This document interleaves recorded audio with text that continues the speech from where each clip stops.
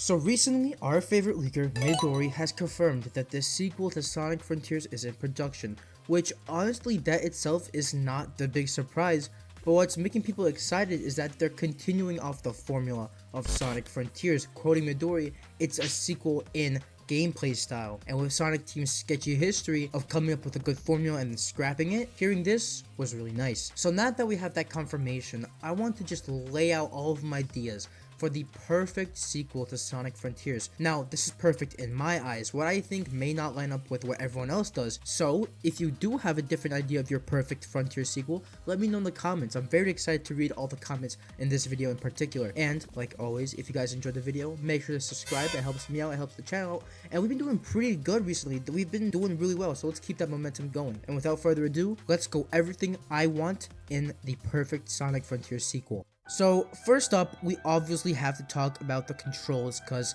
say it with me now, if the controls are ass, then the game will be trash! And thankfully, Sonic Frontiers already has a really good control scheme for the open world. Sonic controls really tight, there's a semblance of momentum kind of, and the spin dash is a really fun, unique mechanic. The cyberspace stages, however, is another issue. Sonic just kind of reverts to stiff Forces controls.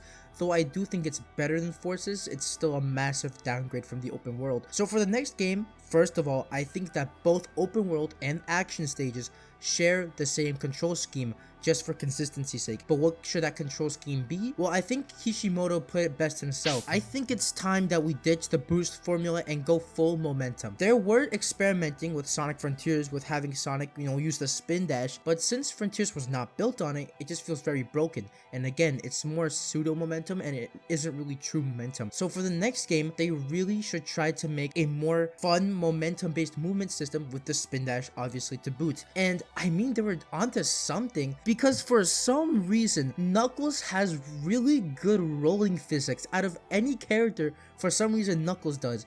And that just shows me that they're working on something for sure. And if we did get adventure-based controls, for me, that would be perfect. Up next, we have the open world itself. Now, what I propose they do for the next game is do what Final Fantasy VII Rebirth did with the open world. You can seamlessly traverse through it with no loading screens, while it's divided into different regions where you get to the next area when you complete a dungeon or a major story beat to move on. For example, to get from the grasslands to Junon, you have to go to the Mithril Mines.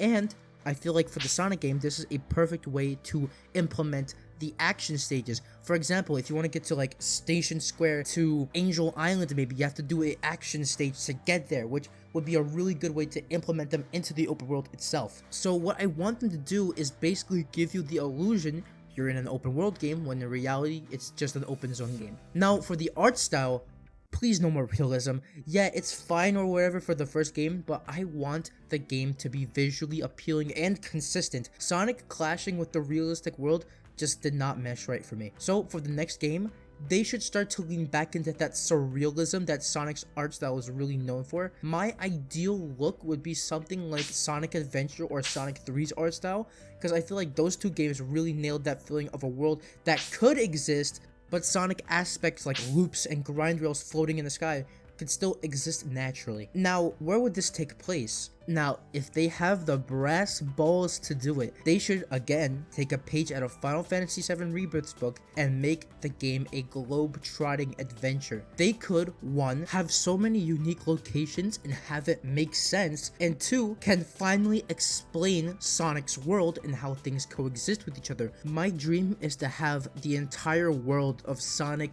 realized in an open zone. I feel like they can do it, but it's gonna take some workarounds. But I think if they do it correctly, it could finally bring some cohesion to Sonic's world, which we sorely need, I think. And since we're already on the topic of, level design, number 3, level design. A massive problem I had with Frontiers at launch was that a lot of the open world level design felt, 1, really automated and bland, and 2, they were just floating metal platforms and it completely took you out of the experience. This was improved a bit with the Coco challenges and the Final Horizon, but I was thinking bigger. On some of the islands, there are these open zone boost levels, and these are some of the most fun platforming in the game. Now just take this and build them around momentum and blend them in the art style, and you already have what could be some of the most fun you could have in a Sonic game. And something that Frontiers did really well was the flow of the game. It felt so natural just to do all of the platforming despite it being kind of automated. It didn't really matter, and I didn't really mind it because the flow and the controls were just so good. So having an improved controller with even better level design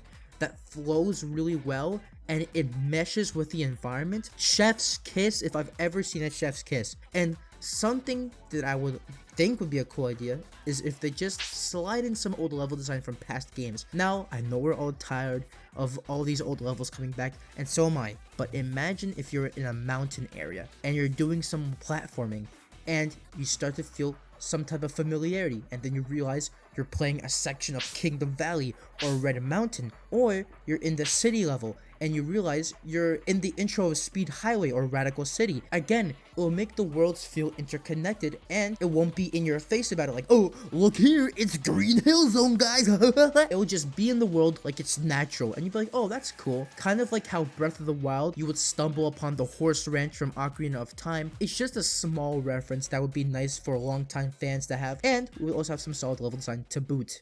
Now for the action stages. It's really simple. All they have to do is take the momentum controls and build really fun levels that allow the players to experiment with set controls. Like I said, simple. I know it's easier said than done, but they had something going with the Final Horizons cyberspace stages, so if they made something much more focused with the level design, with controls that don't like just skip the whole level, they can actually cook something pretty good. And obviously, no returning level themes.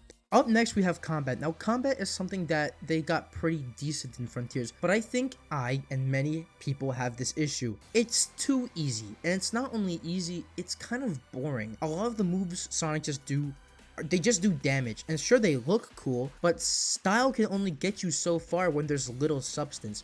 And the enemies just feel like fodder for Sonic to beat up most of the time, especially when Sonic can get so overpowered and get all of his moves so quickly. My hope is that they just do DMC or Bayonetta style gameplay, and I know they said they tried it and they didn't like it, but like, why? I feel like for Sonic, it would be perfect. He's fast, he's nimble, he has a bunch of sick and cool moves. Give me a move that can launch an enemy into the air or stun them, or hell, give Sonic chaos abilities that alter the playing field. Something other than just do damage. I understand that a more in-depth combat system could alienate casuals, and I get that, but then what they can do is have it not be as convoluted in the beginning, and over time have it evolve into something that can be way more complicated and you can experiment with more. And again, I bring this up a lot, but Final Fantasy VII does this really good in general, not just the remakes, OG2. The materia system, as you go further into the game, gets so in depth that you can do as many combinations as you possibly can think of.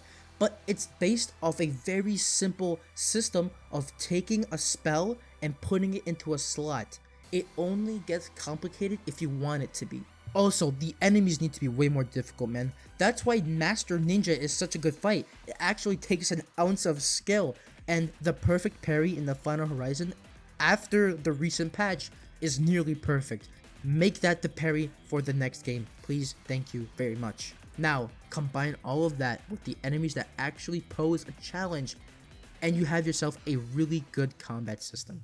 Finally, I want to talk about the Titan fights. Sonic Frontiers has set a precedent for the Sonic boss fights and what they should be. Each boss fight feels like it could be the last. The music was metal, spectacular, amazing. The spectacle was out of this world. But I have to admit that there is little when it comes to actual challenge. So what I propose is quite simple. Make the boss fights more similar to Metal Gear Rising Revengeance, where you have these massive spectacles of a supersonic boss fight, but they don't skimp out on the challenge. You can have both style and substance. There's no need to sacrifice one for the other. But I also propose that for some of the islands or just some challenges, you could have rival battles, like base form Sonic fights against Shadow or Silver or whoever is there in the game. Just one-on-one, mano-a-mano. There's just something that's novel about going against someone who's more grounded but still insanely powerful. They're human, but they still pose a really good challenge, and it's like